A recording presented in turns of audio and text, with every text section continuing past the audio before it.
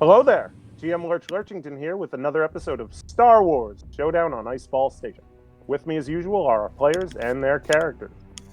We've got the Bendu as Narset Jinn, Hellos and blessings. Dan as Captain Worram of Ithor, Hey everyone. David as Master Xavix Silverstar, Hey everyone. and as always, our host Kyle as Zeef. Hello there. Gentlemen, if you're ready to roll Destiny, let's see if the Force is with us and then begin. Come on, a Destiny. 2 lights from Zeef. Yes. Oh, your hands are warming up. Finally, it only took 10 months. And then Narset Jinn rolled the word Destiny. Do you want to Destiny roll instead, Narset? What am I looking at? You're looking at a failure with 2 threats and a dark side pip. Oh, Jesus. Right That's cool.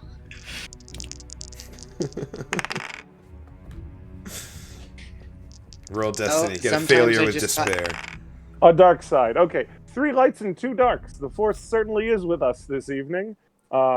We return to Iceball, to the wind-swept So enthused. upper slopes of the volcano where Narset Jinn has been journeying for a day and the beginning of another day now with the shaman of the Elder Salvex tribe. They've broken off from the path of the climb to head out across these ice fields towards the location that the shaman said that the Jedi 250 years ago had set up some sort of home for herself. She had made many return trips over the years after her master and she originally declared that the factory wasn't going to cause any problems here. Narset had a vision where she had expressed concern, and her master had said, the Force seemed imbalanced to him, and she had subsequently learned from the shaman that that Padawan had returned many times over the years.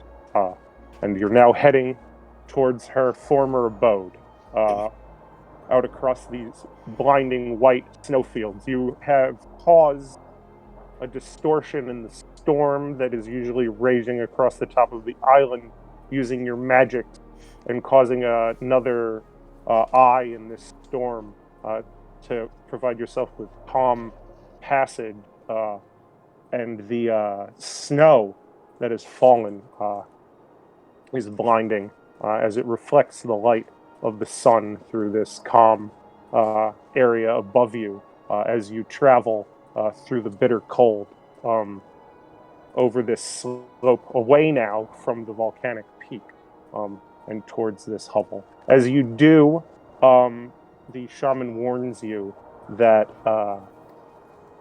as the mountain has cooled, the beasts that make their homes up here have grown more and more venturesome. And he tells you to be wary.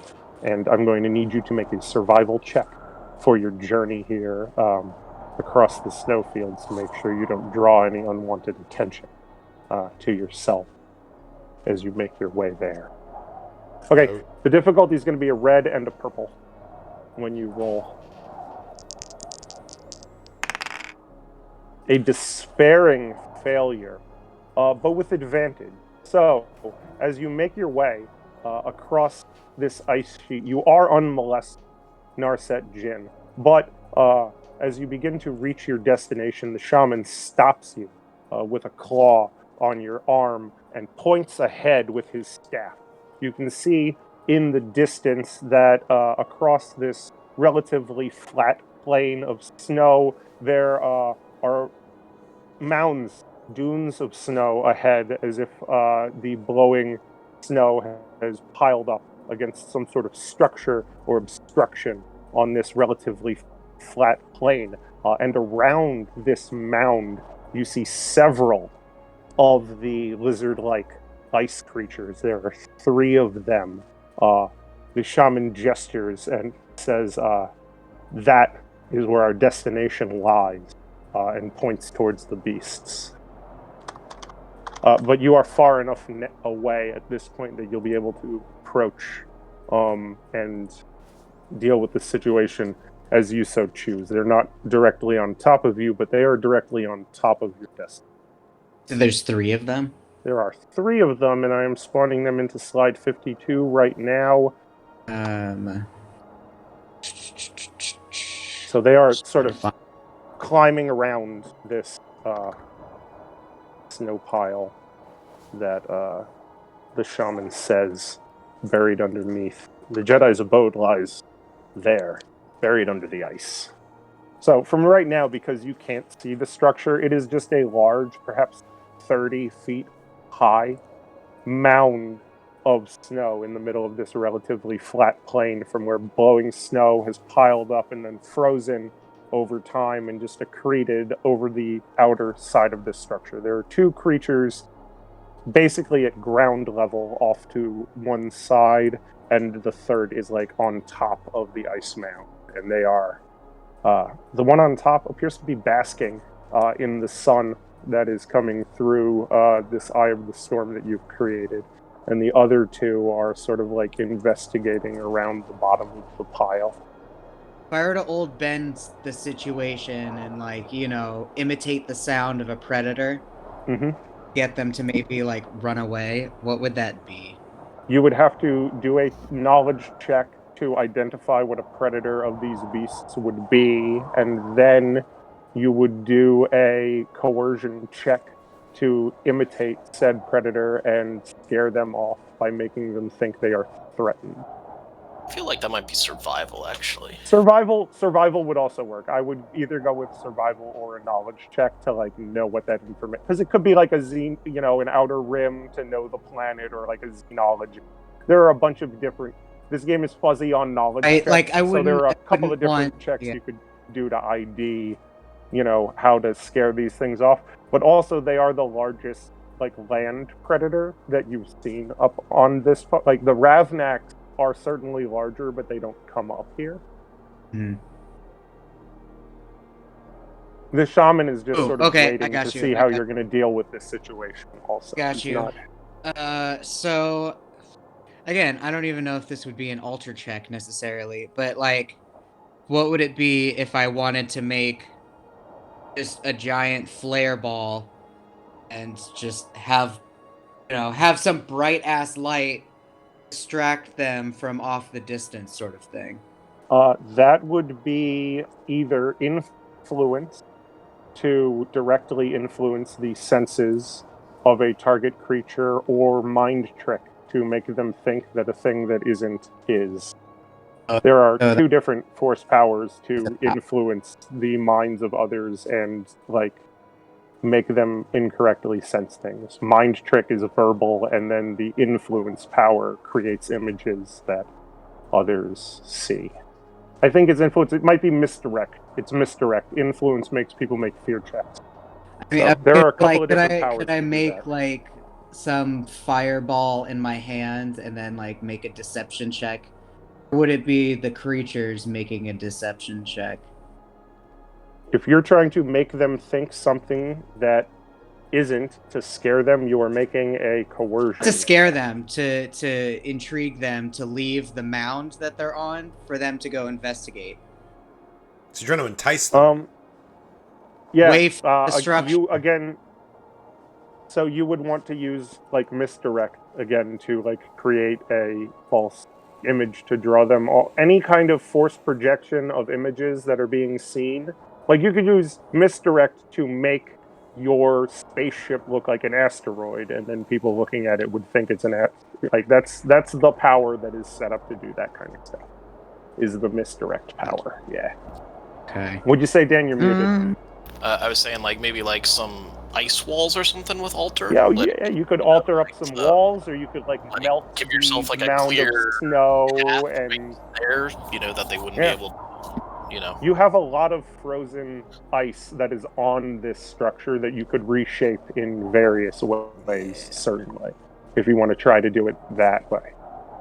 I was just thinking you can melt all or blow all the snow off of it to like clear it, but yeah, you could reshape maybe like tunnel this through the ice or something too. Like you might be able to do that. Oh no! So with that in mind, then. So with that in mind, I'm gonna use Force Alter to much turn into Storm, and like you said, just have an influx of like snow and the wind change blow harsher towards the creatures, and Okay. then have the snow that they're laying Start on coming top out of from under them turn and into join the turn storm. into like jetting sharp ass spikes. Okay, you're gonna Like, turn sort the of- terrain that they are on right now into like impassable terrain that they won't be able to be on, and they'll have to move out of where they are because you've made it so unpleasant.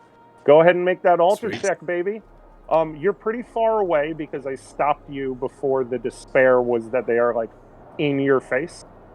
So you're gonna make your will check based on the fact that like they are over there where you are not in aggro range still. So you're gonna roll a force check with your will against 3 purples. All right. So off the bat, you have not succeeded. You have no successes, 2 advantages, and 3 dark side points. To activate alter at this range, you would need more than 3 pips, so you wouldn't be able to use one of those pips to turn your failure into a success because the 2 remaining pips would not be enough to activate alter and the range upgrade and the impassable terrain upgrade. So these things are just too far away for you to be able to summon it up. This aggressive act that you feel right now, you can feel the dark side rushing to your aid, but in this place it seems sufficient to your needs, and you're not able to create. The wind begins gusting in the direction of the creatures, but it loses its cohesion underneath this calm spot that you've created. You would have to let down your alteration of the storm entirely and just let it come back into this area out of your control if you wanted those winds.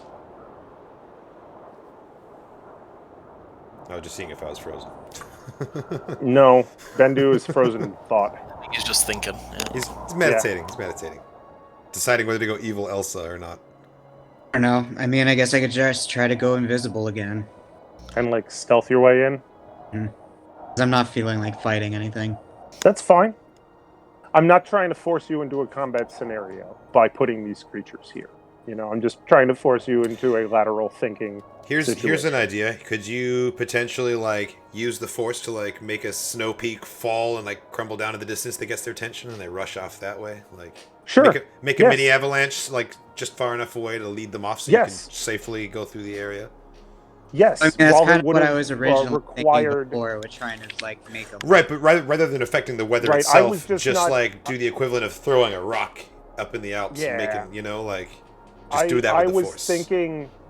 The way I was thinking about it is that you wanted to create some sort of illusion to draw them away, which would have required one of those mind-affecting force powers that I mentioned. But if you want to do it through purely physical means, you can absolutely like alter something to create a noise that is really there with the powers you have, while you don't have the powers to like create an image of something that's not there yet.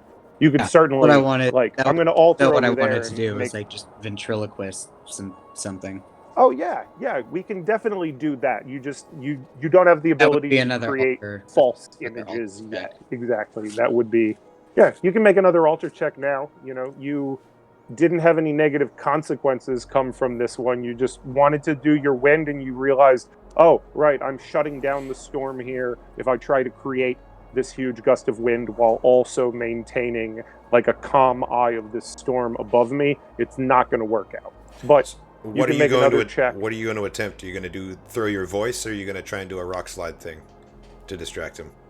Throw the voice. Cool. Okay. All right. You are going to make a deception check. The difficulty is going to be 2 purples. Yeah, no. Yes, so you fail, but with advantage. So you give out a call, and it does echo off of the mountain peak. One of the beasts looks up in that direction, but then resumes its investigation at the bottom of this pile in front of you, and advantageously, it does not make a move towards you. You've now rolled advantage on both of these unsuccessful checks, So the Xavix shaman is going to lean down towards you and say, "If the number of beasts causes you worry, young knight, you need not. Xavix has shown us how to deal with such creatures. I assure you, we can handle such as these."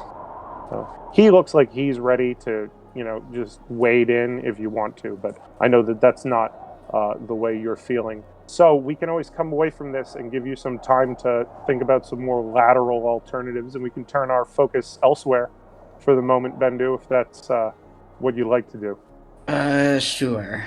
Okay, so we're going to leave Narset pondering these creatures and pull the camera eye away. But we're not going to swing all the way back over to Fishtown on the other side of the mountain. Instead, as we travel over the side of the volcano past the factory, we see one of the gondola cars coming up from the gaswork towards the main factory complex, following those pipes that are bringing the waste gases down to the power works along the bay.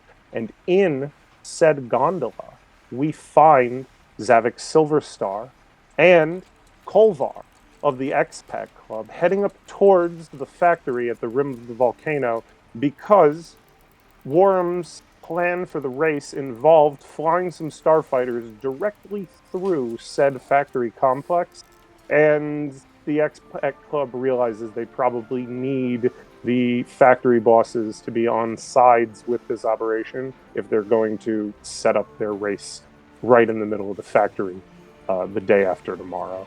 So Kolvar and Xavix are heading up to check off this one last item on their list. Then all the boxes are checked, and they just have to put the racetrack together tomorrow so that the race can go the day after that. So we're going to come in on Xavix. Like, you're going to get the full tour, and shit's gonna happen off camera, and then we'll come back to you. What am I doing for this scene? You're going to come in with Kolvar, and you're going to meet he's going to bring you in to meet the factory bosses. They're going to want to give you a full tour because you guys are part of the Expat Club, and you are relatively the second biggest fish on the planet. Xavix, you're between shifts again, so you and Kolvar have had this rather large gondola to yourself for the ride up. He's been pointing out some of the scenery, and generally being a better host than Rathamith was when you made this journey on your second day on the island with Narset. By the time you pull up into the gondola cradle up at just below the rim of the volcano at the factory, you're pulling into a wide catwalk that leads off into several of the buildings that are partially built outside and partially built directly into the side of the mountain. Kolvar has explained that, among other investments, the Expat Club has, since its inception, owned a small piece of stock in the factory. It was taken over pretty much in its entirety by the Hutt cartel from the mining guild 2 centuries ago, but at that time, the Expat Club were allowed to hold on to their shares, and that's been part of the power balance between themselves and the Hutt cartel. So he feels you should be able to get whatever sort of concessions that you're going to need from the management at the end of your negotiations, since both parties are, involved. But of course, you guys should still play things, as well as you could. He says, once we get up there, we'll play this like we're just trying to look in on the operation, and then once we get to the bigwigs, we'll ask what we need. They might have to shut down operation during the race if your plans for the track are to be executed faithfully, but we might have enough pull to be able to make that happen. It depends on what's going on in the larger galaxy and what sort of directives they've had from Vork through Spider since he's been gone. And then with a clang, the gondola dock in its cradle. From where you are, you can see workers moving back and forth along these gantries from building to building. A mix of the same Aqualesh and Gigorans that you've seen down in the city, but there are also Celestians and Mustafarians, which must be just miserable anywhere but in this factory, directly on the heat of the mountain. Once they leave this place and return to their abodes down in the city, they must be in absolute frozen hell, because these are, species that are native to volcanic planets. But the Hutts have apparently brought in a mix of workers who are either native to this environment or to the one they're going to be working in, but nobody who's suited to both because of that dichotomy. No one comes over to greet you, however. So Kolvar leads you into the main building and begins looking around for a foreman to find who can bring you to one of the officers of the factory. Well, if no one's there to greet us, then I think that we'll get started on the tour ourselves. Someone will come to get us if we go into anything they don't want us to, and honestly, our time is pretty valuable. So I'm just gonna start with walking around, not like snooping, but like getting a general feel, and eventually you're someone will strolling around the open areas and looking into what's going on. Yeah. Excellent. So you're in sort of the outer areas. Oh, before you start, I do want to walk over towards where I would see. I'm on slide 3, by the way, just FYI, and I'm just want to walk over to where the race course would be, so I could view the it. factory complex itself is slide 5. Oh, also, yeah. So you've come up on the gondola platform, and you can see the it. catwalks over to admin and whatnot. And you wanted to set up one of the race rings. And I'm going to put it onto that slide, basically directly above the caldera, in between those 3 pylons that are projecting their collection field. So they would have to shut down that collective field so that the starfighters would be able to fly through it and through that ring directly above that caldera.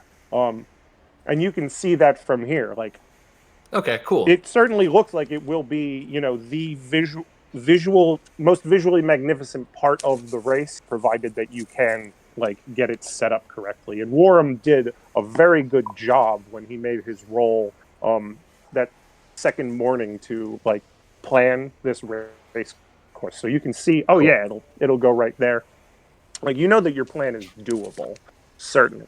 So you head in, instead of going directly into the admin building, because no one has come to greet you, and you're like, well, let's take a look around, and they'll find us. Kolvar leads you down the long catwalk towards the main refinery, and you enter into what is some sort of outloading area.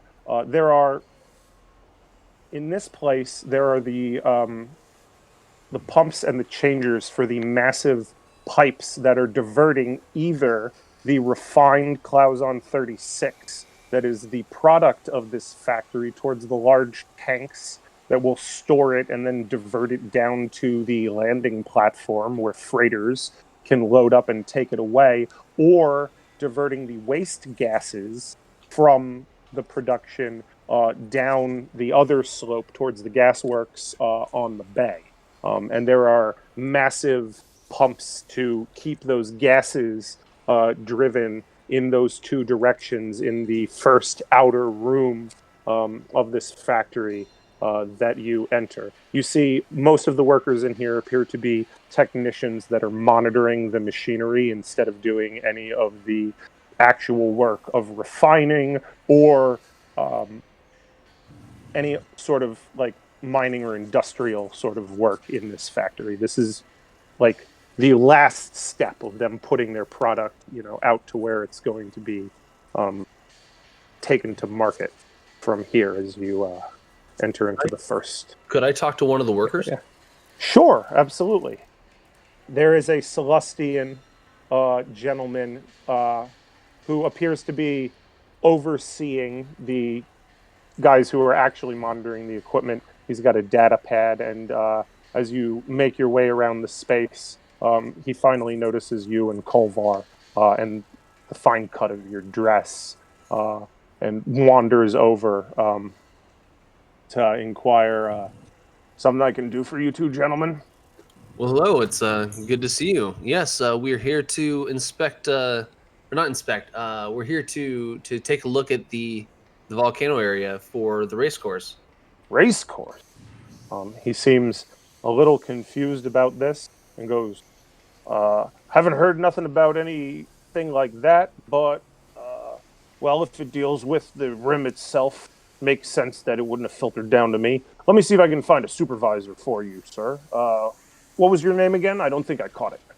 I'm Xavix Silverstar. I'm here with the wait, what's our thing called? The Expat Club? Yeah, the Expat Club. I'm here with the Expat Club. All right, Mr. Silverbrand, I'll be right back. And he heads deeper into this chamber, over to one of the walls, punches a button in intercom panel, and speaks into it for a moment. He is drawn into a slightly longer conversation than you would think if he was just calling for somebody to come down. And then he wanders back over and he says, all right, Mr. Silverfish, they're expecting you over in the admin area. He points towards the wall that you entered via, but over towards the other corner where there is a hatchway that leads to an enclosed walkway from the refinery building over to the administrative structure. He goes, they'll be right through there, all the way up the stairs. Once you get into the second building, second office on the left. I say thank you to him, and then I make my way up to the stairs. All right. Kolvar follows. As you head through, you notice that there don't appear to be any security personnel around here. There's no armed guards or anything like that. But considering that the huts basically have the entire planet on lockdown, they're not. They control pretty much all of the in and out, and they don't really have anyone overlooking the factory specifically. Access is controlled by the two gondolas. They can lock down the stations, and it's pretty light here. You head through a fairly rickety, enclosed walkway that is just held via struts directly into the side of the volcano that winds its way around this steepest part of the slope just below the caldera to the administrative building, which is again fixed halfway into the mountain, but then has a tower rising up from the part that is outside of the volcano with a circular observation platform that can see down over the remainder of the slope. And as you follow the stairs up and up and up, it is into this tower that you find yourself. There's a hub in the center with a circular sort of hallway around it that is leading into one room is obviously some sort of command center, and then there are a few smaller offices flanking it, making up the rest of this observation area. And the main control center is manned. All of the consoles, have someone in attendance to them, and only one of the offices has someone waiting in it. And as you and Kolvar make your way towards that, a very thin Aqualesh who is wearing a set of sensorium goggles with display screens built into them and an elaborate headset microphone in front of his mouth. He is speaking in a low voice into this microphone and waves for you to come in. He rises to greet you and then finishes up his conversation before turning his attention to you gentlemen and standing as you enter the room. He says, Mr. Kolvar, I wasn't expecting you. And Kolvar says, yes, I wanted to introduce you to the newest member of our club. This is Mr. Silverstar. He is working on a project of ours with Spider that has been approved by Vork. A bit of a joint operation, a bit of an amusement for the workers here on Iceball, something that should bring money into all of our pockets. A bit of a race, if you get my meaning. The Aquash seems perplexed by all of this information and I says, think what Kolvar is trying to say is, we'd wonder how much it would trouble you to be able to utilize your area for the racetrack. he says, well, it depends entirely on what you mean, of course. But I understand that if you're in partnership with Vork on this, then we will certainly attempt to do whatever it is that you can, as long as it doesn't step on his tail in any way. What can you do about shutting it down specifically while the racers are coming through? How much would a momentary shutdown cost? Says it's not a matter of cost. You understand. At this point in our operation, the field is working equally as an encapsulation for the caldera as it is for a collector. As we have increased our production, of course, the volatile nature of the mountain itself has been accelerated. Our technology is well within its capabilities, keeping things inside safe margins, but we're no longer at a state where we can shut down the field. What about ramping down production a little bit, just until we can handle that kind of shutdown? Mr. Silverbrand, you have to understand, the volcano produces these fumes naturally. We have increased the volatile nature of the volcano itself to increase production. We can't ramp that down. The volcano will continue to grow towards a climactic event, and our fields are currently keeping it in its docile state. But were we to shut down the collector, I couldn't tell you what would happen next. I'm not a geologist. I'm a chemical scientist. I think I know someone that might be able to handle this. Let's keep it on the back end, see if we can shut it down for now. He says, we don't have to, but I want the ability to do so. He says, if you're trying to fly a ship through the field, it shouldn't be, well, we operate skimmers inside the field. They don't have complex avionics, but they're shielded and they have repulsor systems, so you might be able to do this without us shutting down at all. It depends, of course, on what sort of tech you've got. I don't know, if you shut it down and you have to fly through an exploding volcano, that would make for a pretty good race. Yeah, I was going to say, I kind of want to see that happen, to be honest. Yeah. What about making that part of the course set up with the same technology that the skimmers have? He says, well, we've got the field set so that the repulsor drives on the skimmers aren't affected, and of course they need to be shielded because they operate directly above the surface of the volcano itself. However, I couldn't say that as the field is, it wouldn't affect the avionics of your racecraft. He's basically saying, could we test the field with one of the racers? yes, absolutely. Then I'll bring someone up here and we can test it beforehand and see if we can fix this problem before the race starts, without having to shut it off completely.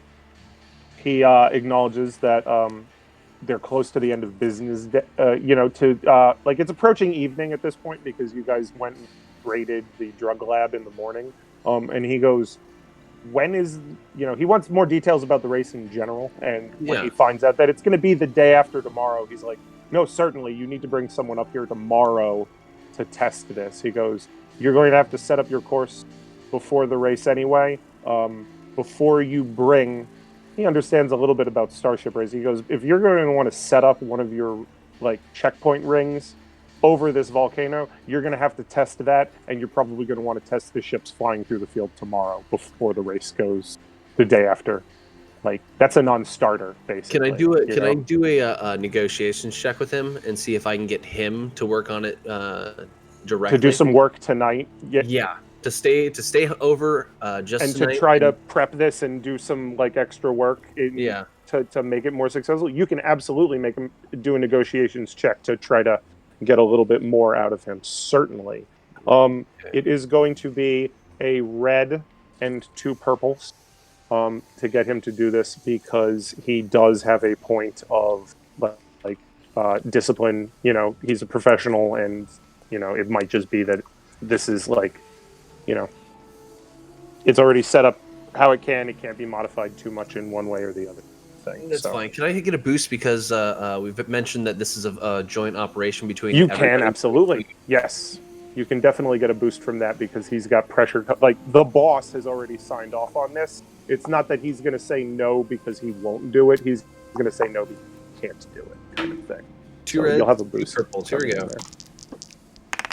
Oh, it was only 1 red and 2 purples, but it doesn't matter because you have succeeded anyway.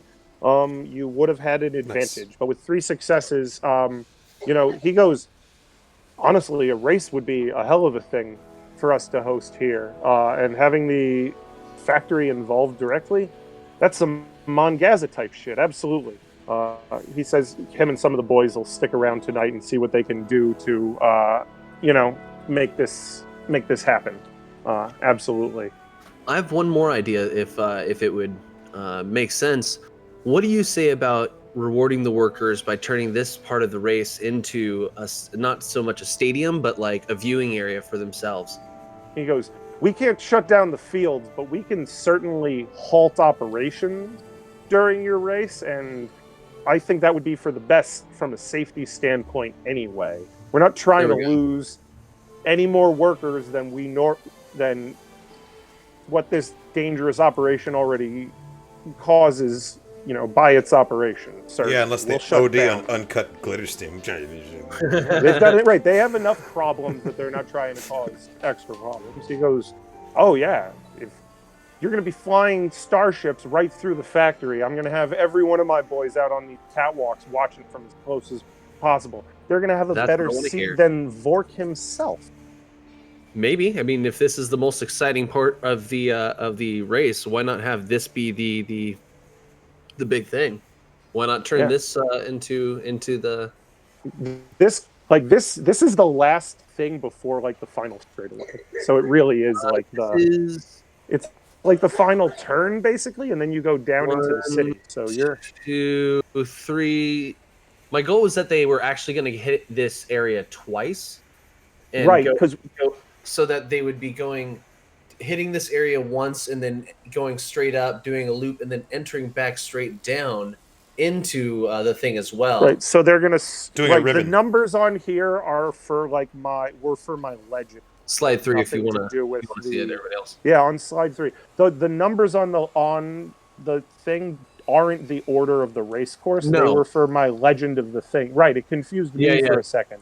But what the idea is, launch from that landing platform, go through 2 rings across the bay, cut around the island past the other Salvax, then go up over the ice field, through the factory, loop through the factory a second time, then come right down over the city, hit the bay again, and then the first ring becomes the midway point for the second lap. You do the whole thing a second time, and then hit that first ring for the final ring kind of thing. I fucking love it. I like that it's short enough that we're going to do 2 laps, because most races are multiple laps, but the way this game mechanic works, it designs races that are like multiple legs and only one go around the track kind of thing. I really think that the way the race is set up to do is going to be a banger. So good job actually making, like, I wouldn't have designed it differently.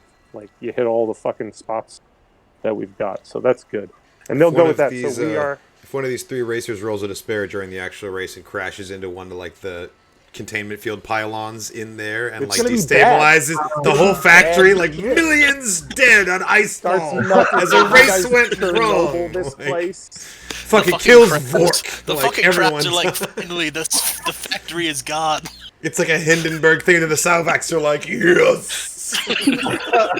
Narset Jinn has done it. She is the chosen one.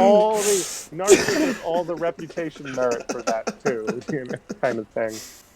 The crab goddess.